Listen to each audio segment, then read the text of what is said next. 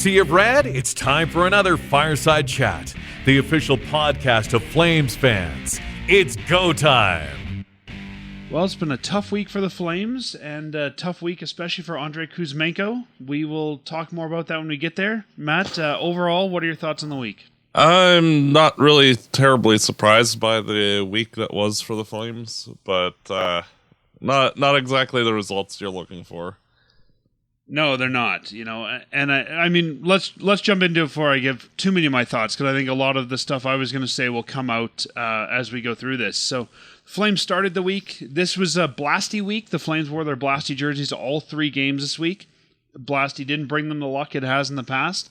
Flames started the week taking on the Canucks, and this was a 3-1 win for the Flames in the Saddledome against Canucks on New Year's Eve. As we know, I think the meme that's going around online was just how many Canucks players got penalties all at once. There was 5 guys in the penalty box at one time. So were they serving burgers?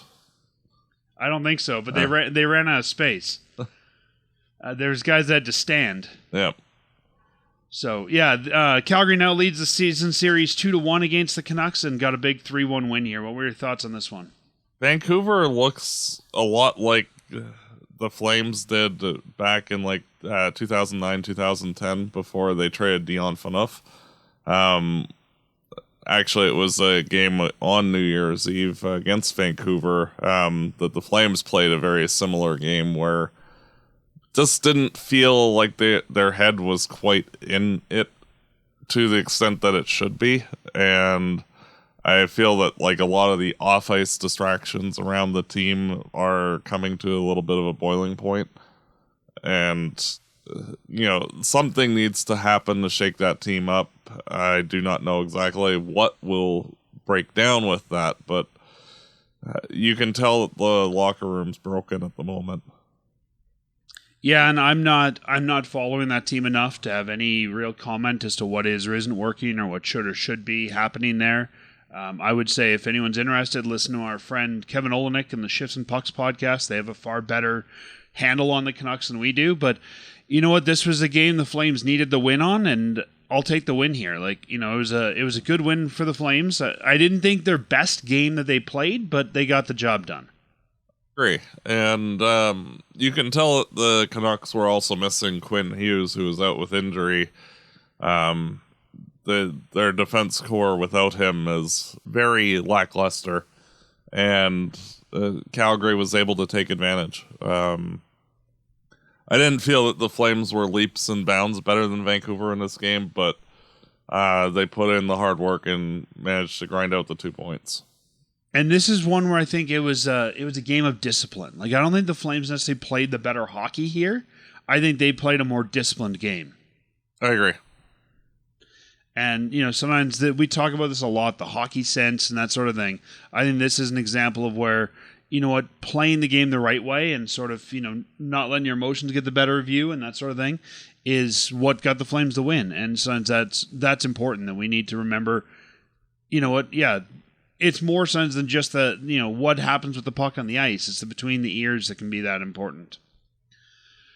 Next game, the Calgary Flames had the Utah Hockey Club come in. The first time the Utah Hockey Club's ever been to the Saddledome. And Matt, weird to think about, probably the last time that a new team will ever come to the Saddledome. Yeah, unless we get the third iteration of Atlanta or Houston coming in the next year or two. Yeah, because, even then, there's generally, they want a year out. Look at the last 2 teams. They were announced a year out. So, I can't see those teams coming in by 2027 if they're going to come in. Yep. It'll be close, but I think it will be seeing those teams in the new building. And in this one, the Calgary Flames lost 5-3 to the Utah Hockey Club. I didn't think a great effort from either team, really. This one, I don't think that the final score tells the whole story in this one, but I thought kind of a lackluster effort from both teams. What was your thoughts? Very much agree. This very much felt like a typical game against the old Arizona Coyotes, where just, a boring-ish game, sloppy, the first period for a good 10 minutes. Like it didn't feel like either team could get a pass together.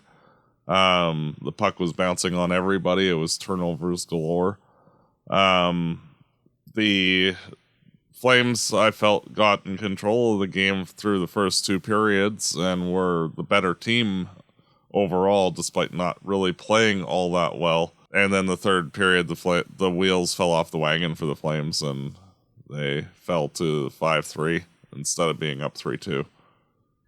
Yeah, there was a couple goals there that just derailed the whole thing. And you could tell that those goals not just win the net, but really took the Flames out of it. Like, you could just tell that they, including the empty netter, but it just took the wind out of their sails. And like you said, not a great game all the way around. Like, I'm not quite sure what to make of this one. Neither team seemed like they were doing much. Like you said, the passes weren't there. The passes weren't all that crisp. I don't really know.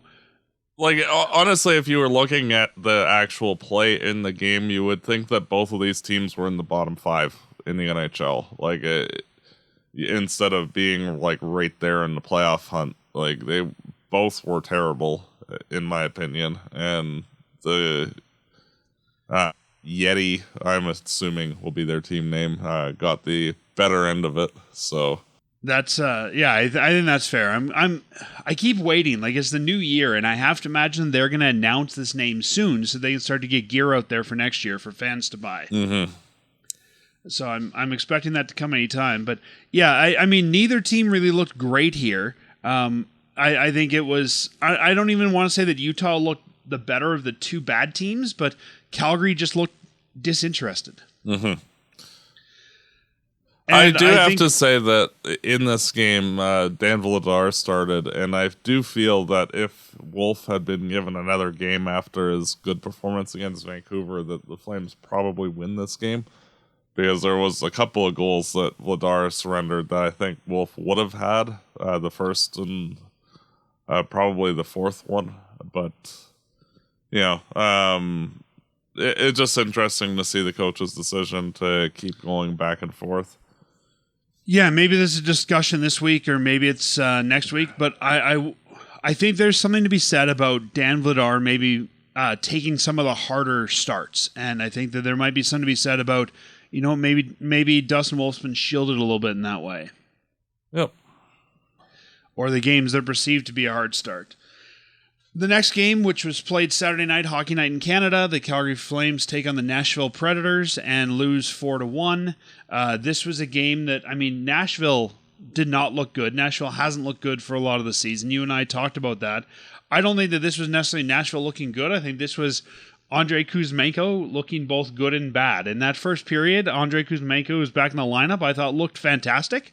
Then the second period, he looked bad. He took a dumb penalty for playing with a broken stick, which cost the Flames, really, I think you could say 2 goals there. And anytime that you're letting two penalty kill goals in, it's going to be hard to win. Yeah, and the first Kuzmenko penalty was a bit of a lazy one where he was behind a player in the offensive zone who had the puck and was like whacking at him and not even like hitting his stick because he was so far back.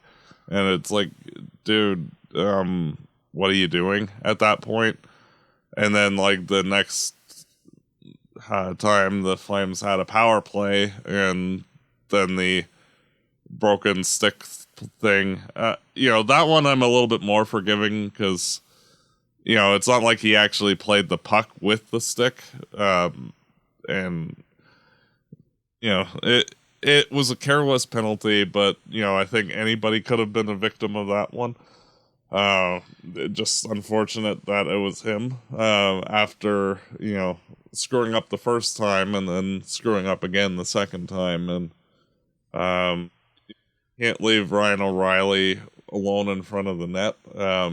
Throughout his career, he's made a staple of being right there and cashing in on rebounds. And I thought it was. I know what you're saying about anybody making that mistake, but at the same time, I think that's a pretty known rule if you're in the NHL. If your stick breaks, drop it. Yes, True. Especially for a guy, I could see if you're a rookie or something, but I think all the major leagues have that, and it's not like it's an NHL only rule. Like, that's got to be something that's pretty well known. And I think that he was just more desperate to keep the play alive and wasn't thinking, and trying a little too hard based off of making the earlier mistake, which of course, led to more mistakes. And we were talking about this earlier. I think this does in some way also talk about, the mental side of this, right? Is you're trying not to make the mistake, but mentally you've got to know, okay, I just got to drop it and move on. Like I need to just drop it and move on. And I think that's a lot of when we talk about Kuzmenko and some of his challenges here, to me, a lot of them have been hockey sense issues. And this is another hockey sense issue to me. I agree. It's not always about necessarily the way that he's playing the game. While I think that does leave something to be desired as well, I think a lot of the issues that we're seeing is just kind of, what's between his ears as he's playing the game and how he's playing the game in that respect. I thought the Flames were the better team in this one. I mean, I hate to say it, but you can't get to be pretty much a worse team than Nashville most nights.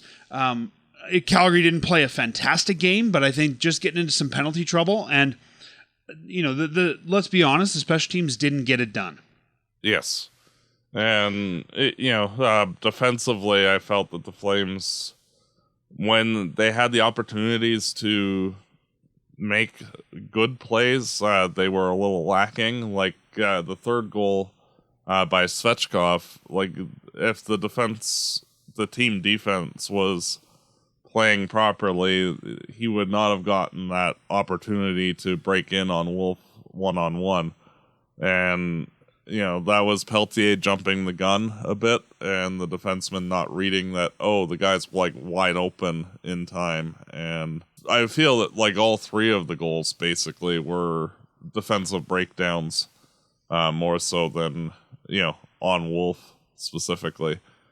Yeah, I really can't pin anything on Dustin Wolf in this one. I'm not trying to, I know some people are kind of trying to defend him, and interesting comment that our friend Kevin Olenek made is, it seems like when Dustin Wolf's in net, we blame the defense. When Vladar's in net, we blame him. I don't necessarily want to, blame one guy or the other here, but I definitely can't pin any of these on the goalie. I think these are all the team in front of the goalie. I agree.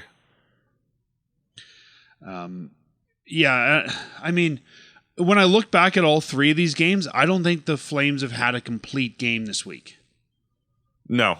And I feel that the effort levels by the Flames in all three games was about equal. And for stretches of each game, they were by far the better team. And then they let their foot off the gas. And, like in the Vancouver game, they allowed them to tie it. Were able to bounce back with the quick goal by Kadri. In the other games, once the foot came off the gas, that was it for the team. Yeah, and again, I don't know, how we fix that at this point, but if you want to be successful, and that's another discussion in and of itself, but if you want to be successful, you can't go a week of not playing a complete game. No. And realistically, like with the quality of the opponents, like the Flames should have got 4+ points this week, and yet they walk away with only 2 against the most difficult of the 3 teams. And like once again, like playing a little bit down to their opponents, as much as we saw the inverse in December for like the first time in a very long time. It's interesting to see that like old habits creeping back in. I think that's a great way to put it too, is, like the Flames needed to get those points against the bad teams, and they weren't able to do that, right? And if you can't pick up those points, you're not going to be successful, especially when you're a team like the Flames, who, let's be honest, are probably lucky to get any points they're getting. Yeah, and like realistically, like the Flames are 9th in the West, and like the only team that they can catch realistically is Vancouver, who are only a point up on them. Colorado and Dallas are both 5 points or 6 points up on them. It's like you need to actually be playing a consistently good brand of hockey if you want to stay in that playoff race. Like as this keeps happening, this team could easily start to slide down the standings because it's not very far to go down 1 point to St. Louis, 2 points to Utah, 5 points to Seattle. Like it doesn't take very much to start tumbling if they don't turn this around. Yeah, like you said, the Calgary Flames right now are 5th in the Pacific Division. Vancouver above them, Seattle below them. The Flames have played 39 games, 18 wins, 14 losses, 7 overtime losses. So really, if you look at it, they have more losses than they do wins, which should not really surprise anybody at this point. And in the Western Conference wildcard, that makes them 3rd. I mean, right outside the wildcard, but still not in a great position. Colorado 49 points, they're on their way up, and Vancouver 44, Calgary 43, St. Louis right below us at 42, and Utah at 41. So as this season's going on, and I had a feeling this might happen, Matt, but as this season's going on, I think the Flames, they started out really well, they looked really good, and you and I kept kind of saying, when's the bottom going to fall out? When are they going to regress to the mean? When are we going to see the Flames, I hate to say it, but the way we know the Flames are going to be? And I think we're now seeing this team, I don't even want to say disappointing, because this is kind of what I expected them to be. Yeah, and like their difficulties that they've had basically all season scoring goals, that has never once surprised me. The fact that they actually have scored as much as they have and, have the record they do. Like they're minus 15 in the goals for or goals against, which is right near the bottom of the West. And yet, like they're only 3 games under 500 if you count just wins and losses. Like that's actually really fantastic, all things considered. And, like there are only a small handful of teams that are below them in goals for. Only the New York Islanders, Chicago Blackhawks, Nashville Predators, and Anaheim Ducks have scored fewer goals than the Flames. And like the Flames are only 8 goals up on dead lasts, which is not that much either. And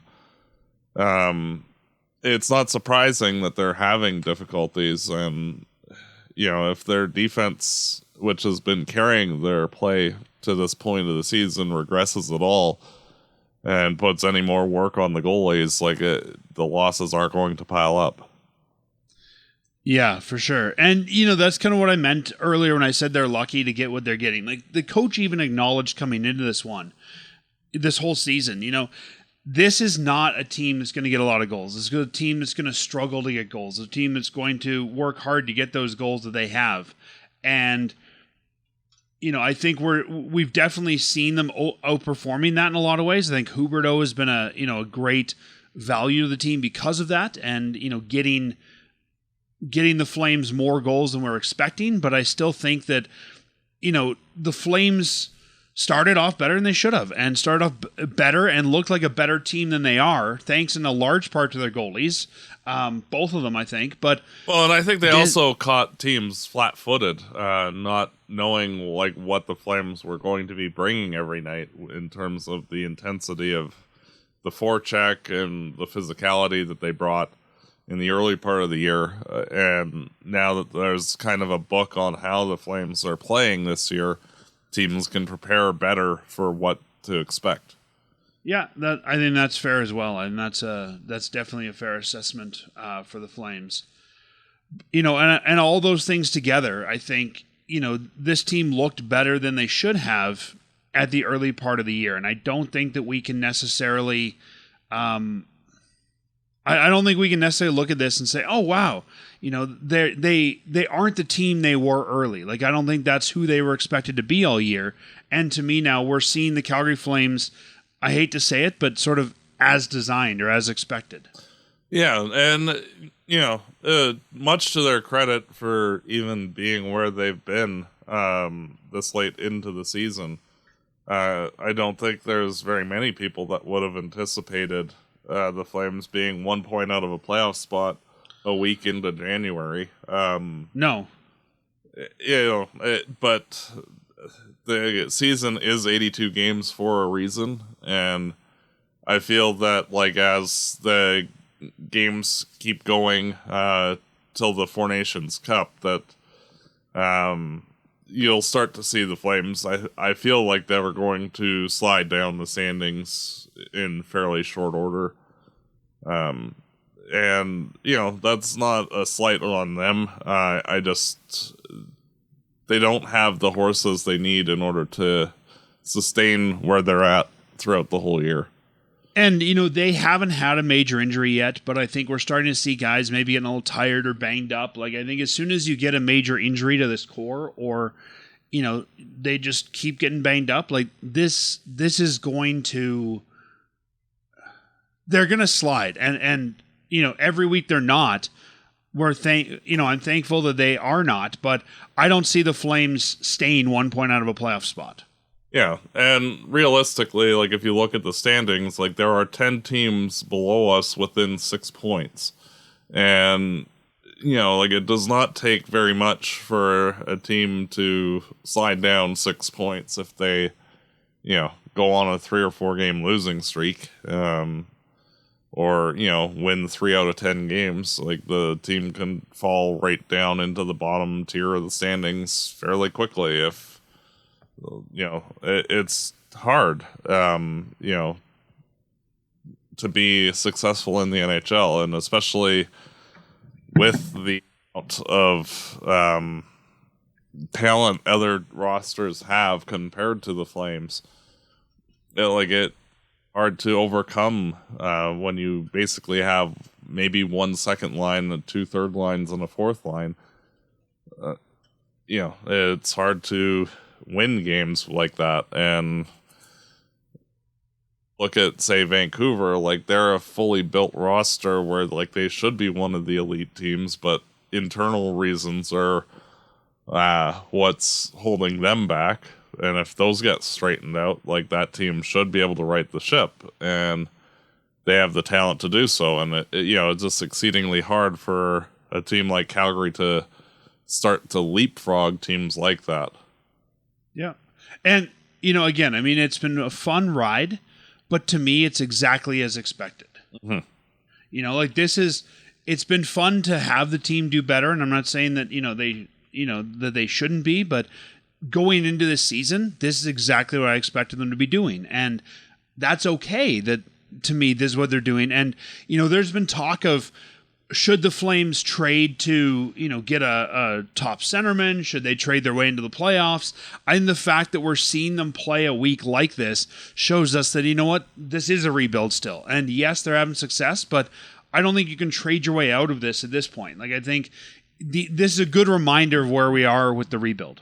Yes, and realistically, like this team just needs to be patient and stay the course.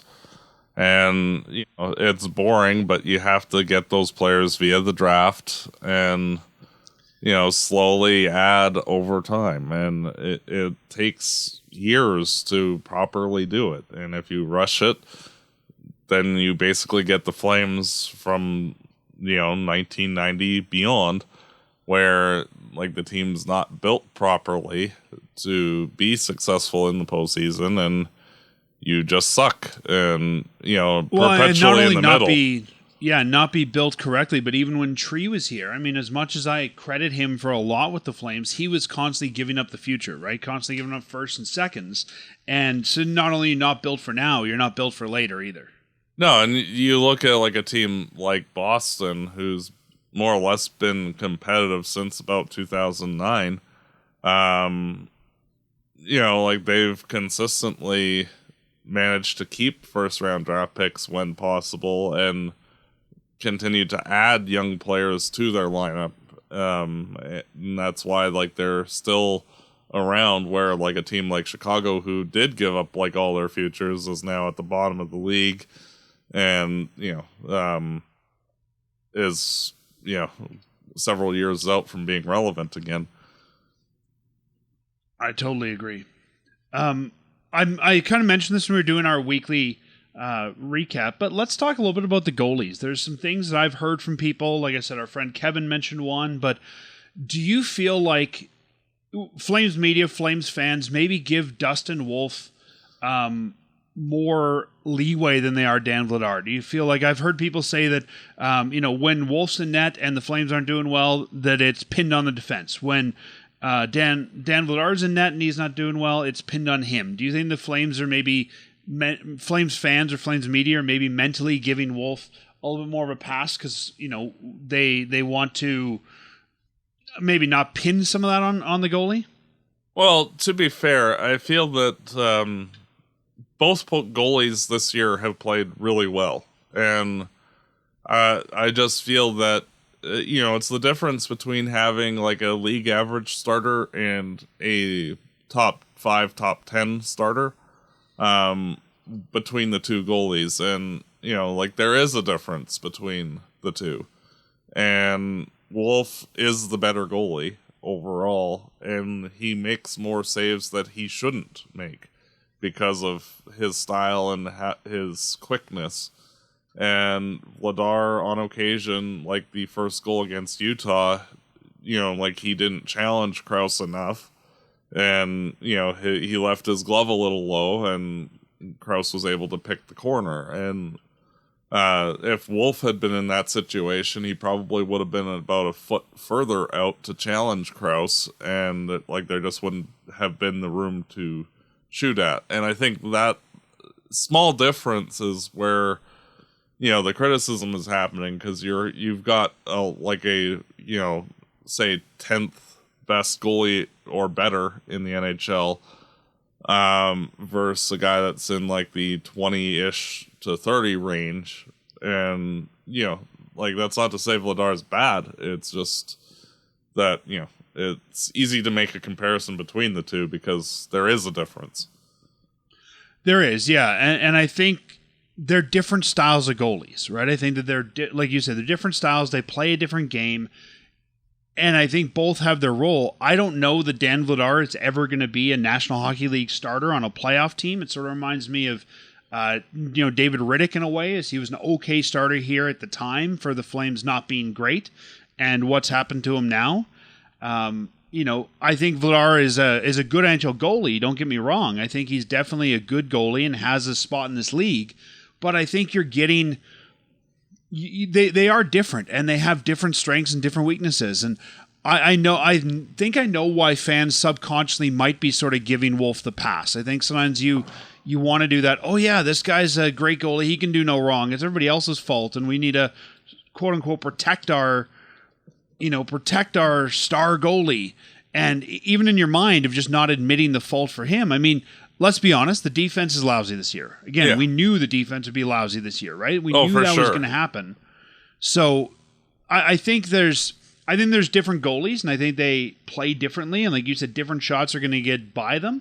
I understand why fans might be doing it, but I don't think it's necessarily fair to say that, that you can blame all of the goals on Wolf on the defenseman. No, and there are certain goals, say the Shvetsov goal yesterday. If Wolf was 6'4", 6'5", his toe would have got that puck. And that's on him for being smaller, and that's just a structural thing. Vladar would have probably made that save, and things like that do happen. And where I can see this potentially being an argument is I do think that in some ways Dustin Wolf has maybe been shielded by maybe not getting the, as we might say, the hard starts.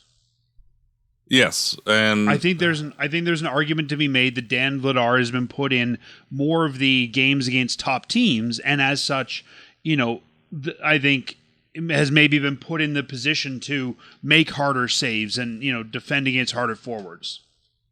And I would agree with that entirely. And would Wolf fare better against those teams than Vladar? Probably a little bit. But it also makes sense for development practices that you don't want to have your goalie getting shellacked every game in his rookie year. We saw that with Marc-Andre Fleury when he was with the Penguins, and it took him a long time to actually regain the confidence, 5 years basically.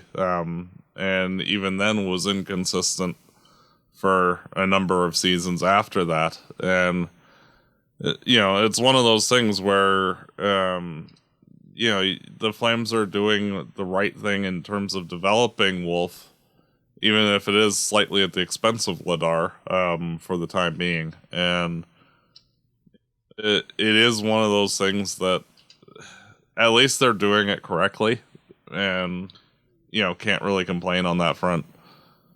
That is, I think, the biggest thing that we have to remember here, and I'm glad you said it, development, right? We talked earlier about this is still a rebuild. This is still year one of a rebuild. And yeah, they're looking good, and they're doing some good things, but this is still a rebuilding team, and development is the name of the game. And yeah, we might want to see Dustin Wolf taking on all comers and playing 50 games a year. That's not realistic. You've got to start these guys slowly. And I think with Dan Vladar, putting him against those top teams, not only, like you says, it's shielding Wolf, even though it might be at a disadvantage for him, I think you are seeing what is Vladar capable of. I mean, remember when we got him, this was a third-string guy Boston didn't want, right? So I think we're really seeing, okay, what can this guy do? And, what is his upside? Yes. And, to me, like, he is an actual starting caliber goaltender in the NHL, with the caveat that there are 32 teams. And,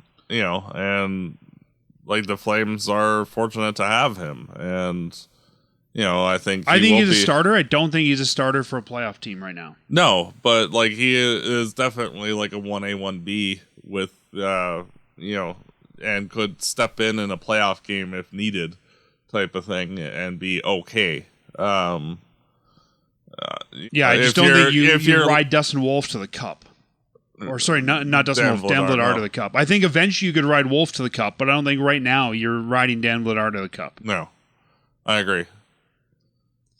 And, again, not say that's good or bad or anything like that. It's just, to me, what it is. And, there's only so many guys that are that caliber of goalie, and it's okay to not be. Yep.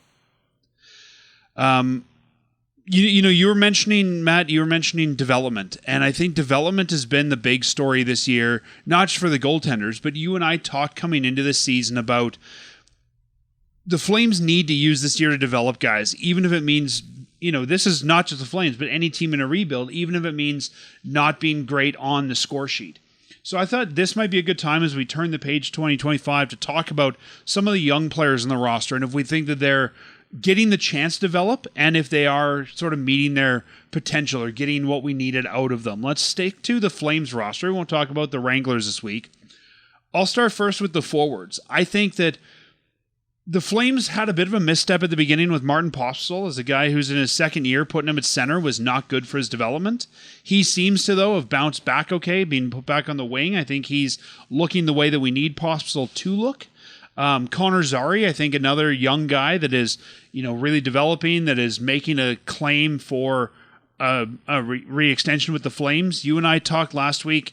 Coronado, another great player here, and I even want to throw Peltier in there. Like, Peltier has stayed in the lineup. Dewar's been in and out, but Peltier's stayed in since he got called up. A guy we weren't sure what to expect from him, and even he's developing well there. Sharon Govich, I would still put on that younger side, having a rough season. I don't know about him, but I think that based on the injury and what we're seeing, he still is going to move forward this season. Like, I'm very happy with the young forwards and the development we're seeing there. How do you feel? Yeah, and I think that realistically, the slap in the face that Peltier got at the beginning of the season was just what he needed to motivate him of, like, hey, nobody else in the league wants you either.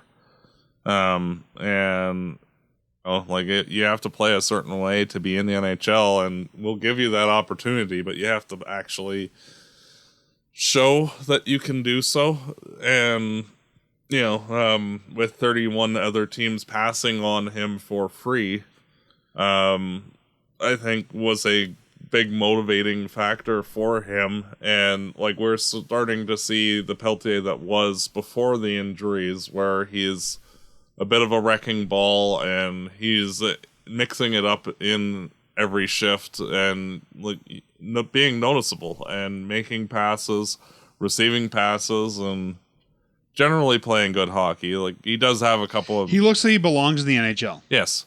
He is having a few mistakes, like the game against Nashville, jumping the gun on the faceoff, allowing Svechnikov to walk in alone. But, insert any rookie, they're going to have he's a young player, and you're kind of destined to make mistakes. Exactly. And I think Coronado's made a few big steps, and him fighting Marchessault yesterday was also hilarious. Apparently, and I heard this after the game, he was practicing fighting with Anderson at a practice recently. Yes. I like that if you want to pick a practice partner, you pick Anderson. It's not like, hey, Lomberg, come out here and let's practice. Yeah. It's like, I'm going to get my ass handed to me now. At that point, I'd probably pick like Peltier. But no, and it was good to see Coronado mixing it up, and like the emergence of him off the puck as well, I feel has been understated, but also a big deal this year. He's quietly becoming more of a leader on this team, which is also nice to see. And again, he's a guy that couldn't hold down an NHL roster spot last year. Yes, and he looked way over his head last year, and now, he might be the best overall offensive player that the Flames have, which is also saying a lot. I think him and Zari's not on the scoreboard as much, but again, I think if you look at what he's doing off the puck and in his own zone, I think Connor Zary is quickly becoming a very steady NHL forward. Yes, and I think both of those guys are more slotted to be future second-line forwards once their development is done. But, those are also very important roles on this team. So it'll be interesting to see if they can, take an extra step forward and become legit first-line players in the league, or... if they're just the quality middle six guys like the Backlunds of the world, where, you can kind of throw them up and down the lineup and they can contribute. Yeah, but even Backlund, I mean, he's played here for over 1,000 games because, while he's not that necessarily number two, he's a solid NHL player. And I think Zary might end up... I think Coronado has more offensive upside than Zary does, but I think Zary could end up being the next Backlund where you want him on your team, you're willing to pay him to stay. He can go kind of anywhere in the lineup to fill holes, but he's the kind of guy that you just want to keep around because he's valuable in a lot of different ways. I agree. What about Sharangovich? Like I mentioned to you, I think last year was the anomaly for him in terms of scoring. I think Sharangovich, and you mentioned it last week, he's had some challenges. He came back. It can often take time to get back into the swing of things when you come back from an injury, especially an early season one. I'm not seeing the scoring I want from Sharangovich, but he doesn't look bad out there. It's not like he's making a lot of mistakes. You can start to see where...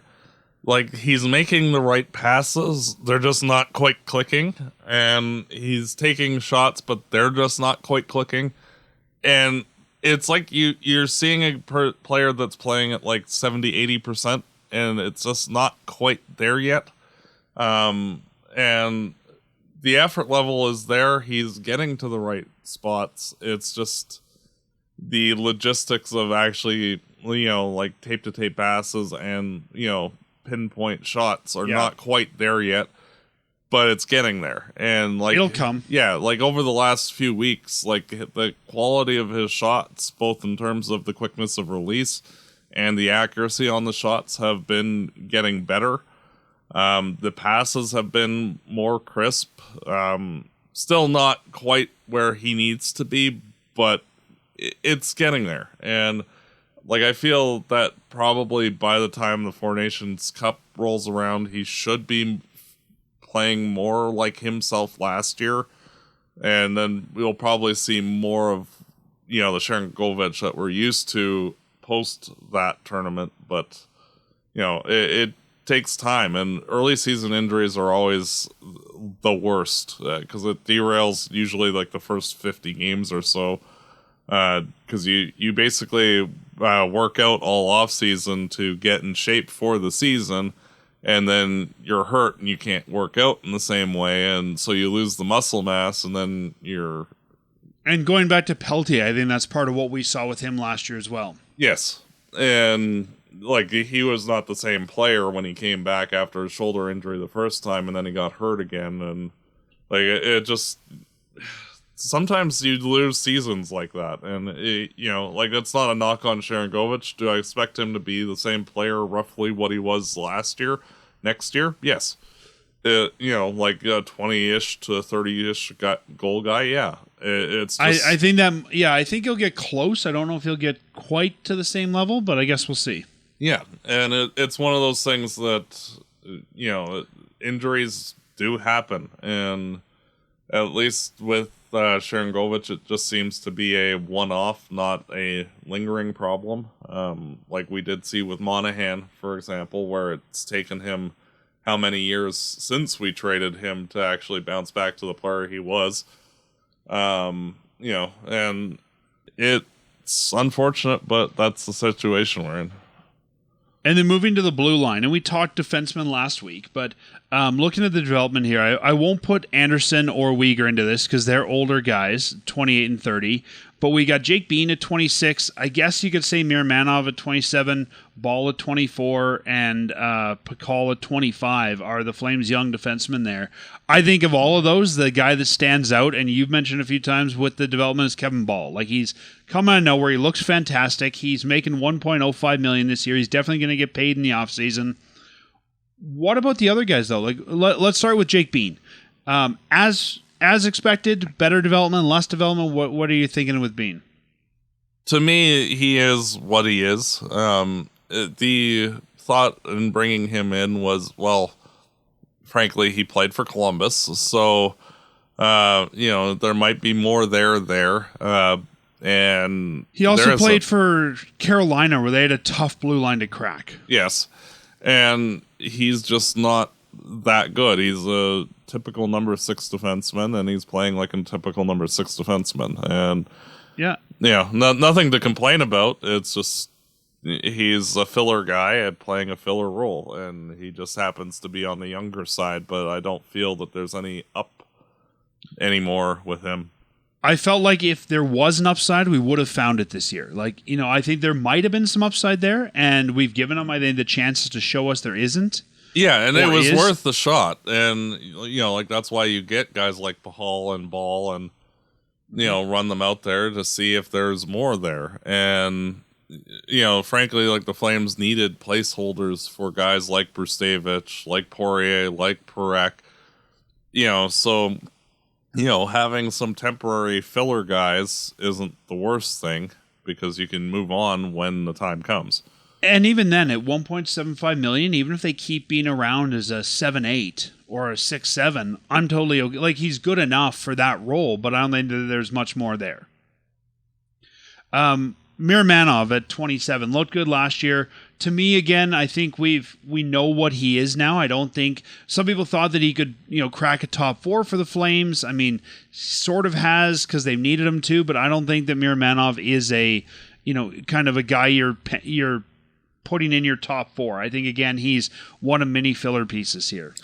Yeah, it was worth the shot because he was a forward converted to D, and sometimes, you have to give a little bit more runway for a player like that, and he's fine. And, he's very much a third-pairing defenseman. And I think he'll stick around in the NHL for a while as a third-pairing defenseman. I don't think that he's more than that. I think the Flames were trying to see if potentially they could get a top 4 defenseman out of him, but that's just not there. And, the team's just going to have to eventually move on and when the young guys are ready from him. And again, a guy I could see staying as an older guy, sort of a 7 or an 8. Yes. Like he could easily fall into the Barry and Hanley role of being the, fill-in guy easily. And then the one we talked about last year that I think, and he just got re-signed, so obviously they like what he's doing, but Braden Pahal at 25, I think, again, I don't know that he's going to break the top four, and just like we've talked about with forwards, not everybody can be a top forward, not everyone can be a top defenseman. Your depth guys are just as important in a lot of ways than your top guys, and I think that Braden Pahal, I wasn't sure, I mean, coming into the season, he seemed like the odd man out in the lineup, and I think he's really fought his way into the lineup. I really like Braden Pahal, and this is a guy that I hope the Flames keep around as, again, I'll be honest, I think a 5-6 defenseman moving forward, but of this group, Braden Pahal is the one that I think has shown the most development this year. I agree, and he's cemented himself, I feel, as a full-time NHLer, as a quality sixth defenseman, and he just needs to keep playing the way he is, and he'll be perfectly fine. And he's quick enough, he's strong enough to play that role, and he's blocking shots, he's mixing it up when he needs to, and doing everything that you need from a 5-6 guy. And I think that he, of the group other than Ball, will be the hardest to unseat from his spot, and take a yeoman's effort from a guy like Grushnikov, who I think is probably the next up for the defensive defenseman, to pass him, and it'll be interesting to see. Yeah, I don't think Pahal is in your top four, but I think you can pencil him in as your bottom pair with whoever you want to put in there. But I think he's cemented himself as at least for the couple of years during this rebuild, he cemented himself as a good enough regular NHLer. Yes. And, that's good to see. He's 25. He's a young guy. I mean, he'll be around. And if you can flip him for some value at some point, great. But, we've got some defensemen coming up. Grushnikov, I think, Yermo, I think, could maybe take that spot at some point. Soloviev is close. Kuznetsov is close. Yeah, I don't know. Soloviev, they've tried a few times and he hasn't stuck. And I think at some point, his offensive season thus far, he's actually one of the league leaders in points in the AHL for defensemen. So I feel like he's also taking a bit of a step forward this year. So yeah, I just don't know if he's. I think he might be one of those, as they say, quad A guys who's sort of a really good AHL guy. I'm not sure he's got what it takes to stick as an NHL defenseman. Yep, but I'm sure we'll find out. Worth a shot at some point. Yeah, I'm sure we'll find out after the deadline.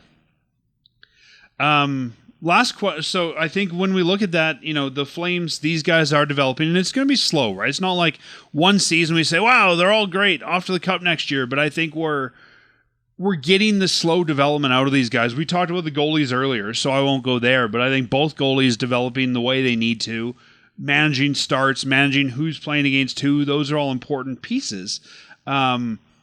No, and realistically, if you looked at the Flames' previous rebuild, they needed to get guys like Gaudreau, Monahan, Tkachuk in order to take that next step. And frankly, the Flames don't have any of those players in the organization right now. Yeah, and it'll come. I mean, Zane Parekh, I think, is the start of that, but it's going to be, we've talked about it a number of times, it's a multi-year process. Mm-hmm. Speaking of Parekh, why don't we jump over to Team Canada? That was Team Canada World Juniors kind of fell apart here. Didn't even make it to one of the medal rounds. This is 2 years in a row now. I think that they really lost to Czechia both times last 2 years. And there's a lot going on with Hockey Canada these days, and I don't think we want to necessarily get into political commentary on that at this point. But what's going on?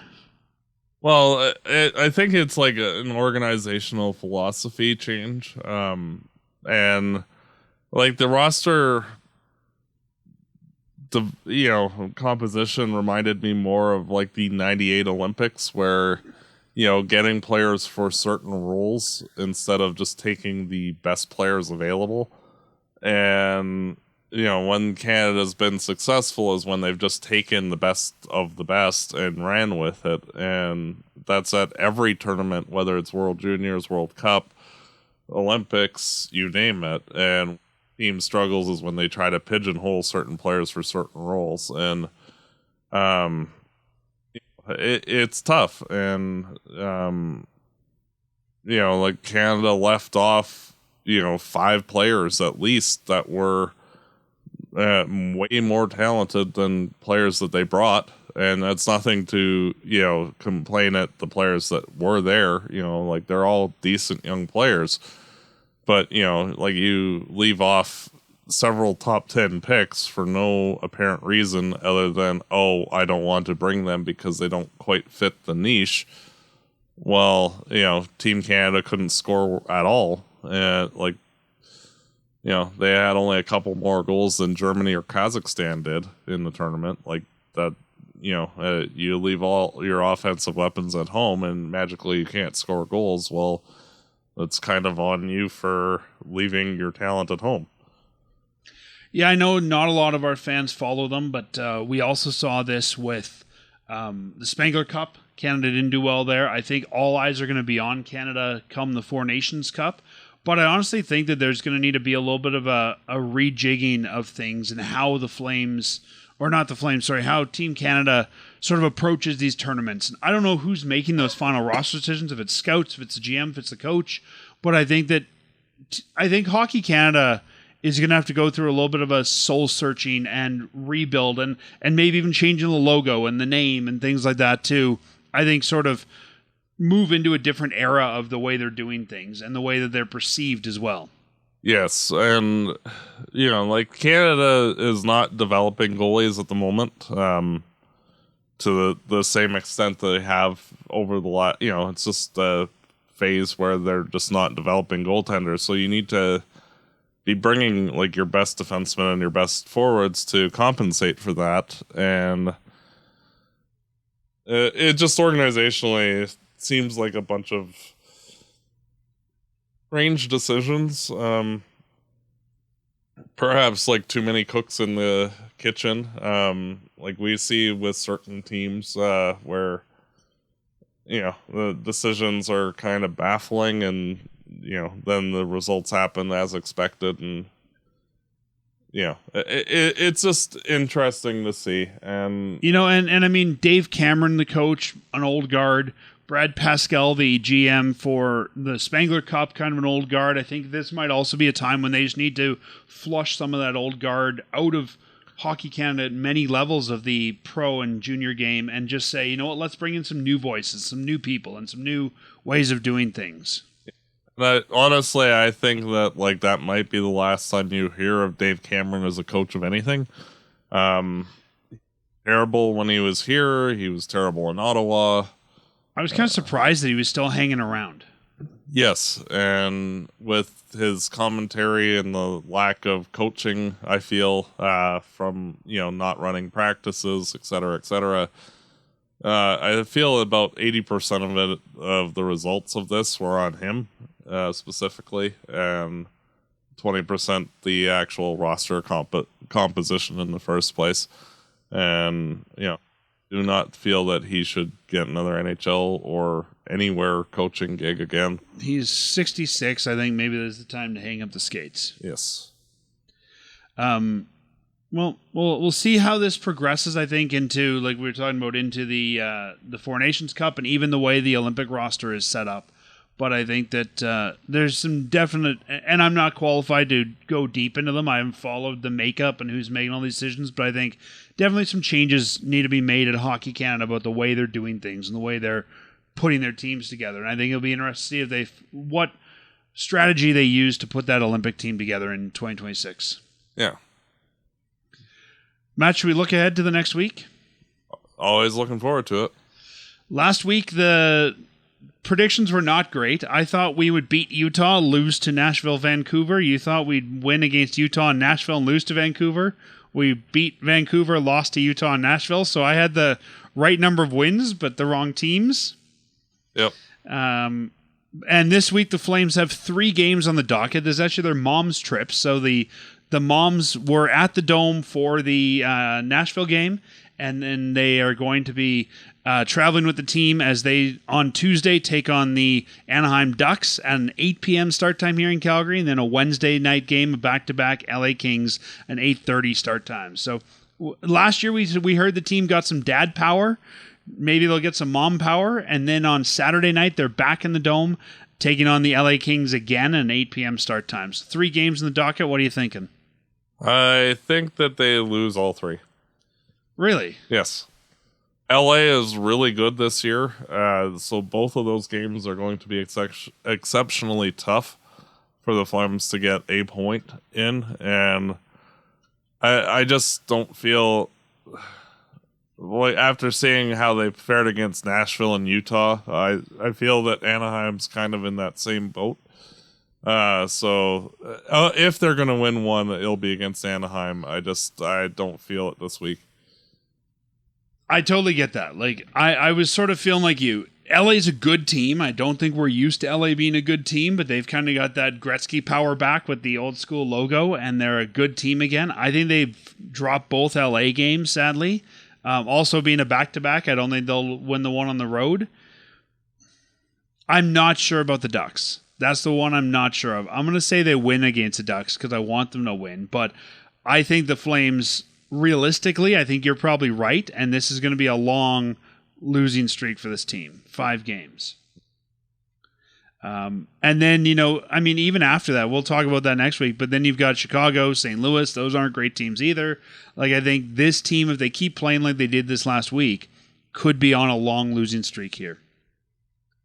Hopefully the moms will help. Hopefully a couple days off will help. I mean, it's kind of a nice week to take the moms. You've got no game Sunday, no game Monday. You play Tuesday, Wednesday, no game Thursday, no game Friday, and you're home on Saturday. So hopefully the players and their moms can have some time, hang out, do some things in California, get away from this weather that we have in Calgary, and maybe that'll rejuvenate them. But yeah, I don't know.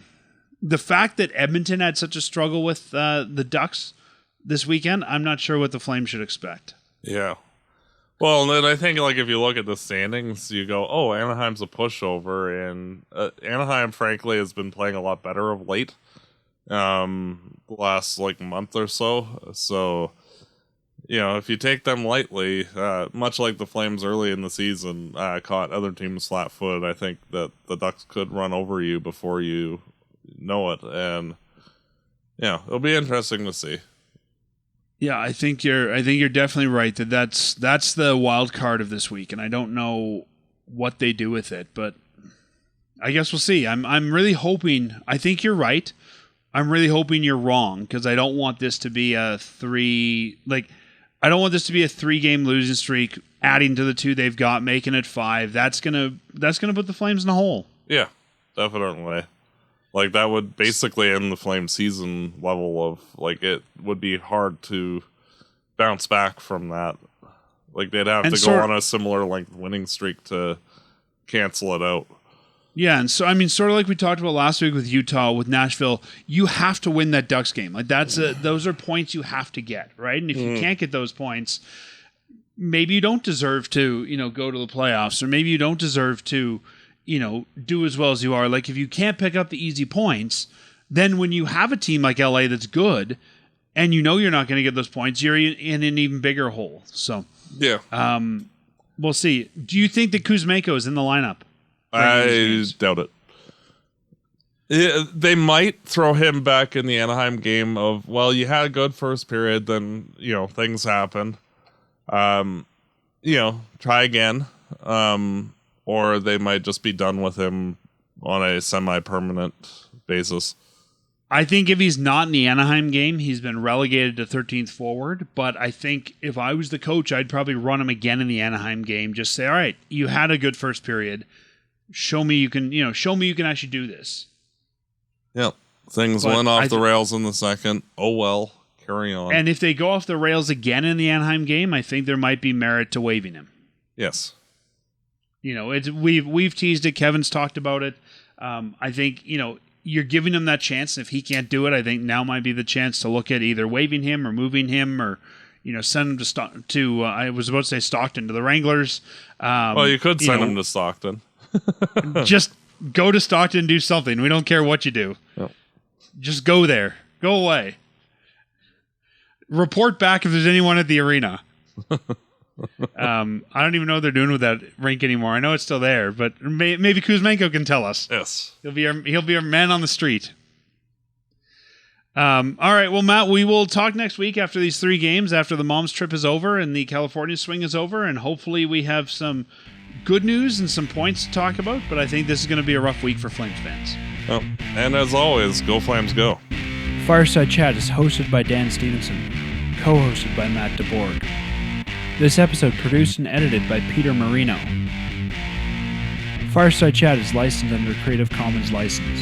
For full license details, visit firesidechat.ca.